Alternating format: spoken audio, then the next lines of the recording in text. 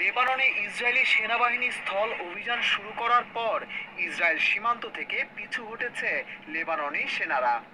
আজ মঙ্গলবার দেশটির দক্ষিণাঞ্চলের সীমান্তবর্তী এলাকায় সশস্ত্র গোষ্ঠী হিজবুল্লাহকে লক্ষ্য করে আংশিক অভিযান শুরু করেছে ইসরায়েলি বাহিনী।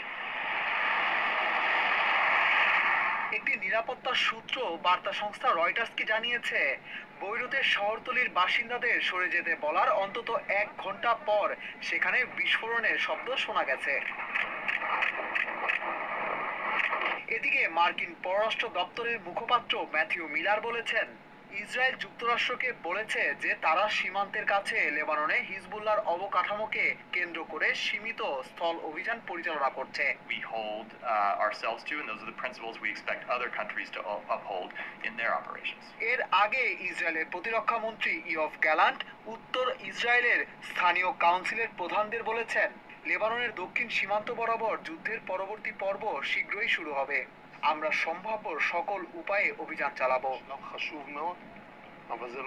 লেবাননের একটি নিরাপত্তা সূত্র রয়টার্সকে জানিয়েছে, ইসরায়েলের সঙ্গে লেবাননের দক্ষিণ সীমান্ত বরাবর অবস্থান থেকে লেবাননের সেনারা প্রায় 5 কিলোমিটার পিছিয়েছে।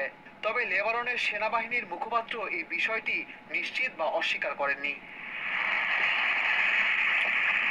ইসরায়েল এক বিবৃতিতে বলেছে, পুরো লেবাননে এই অভিযান চালানোর ইচ্ছা নেই।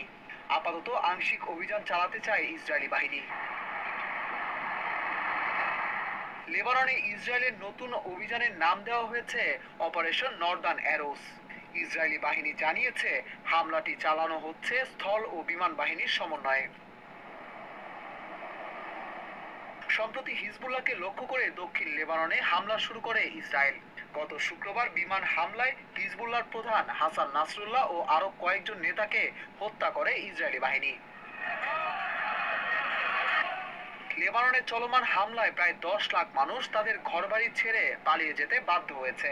রোববার এক বিবৃতিতে এমনটা জানিয়েছে লেবাননের প্রধানমন্ত্রী নাজিব মিকাতি।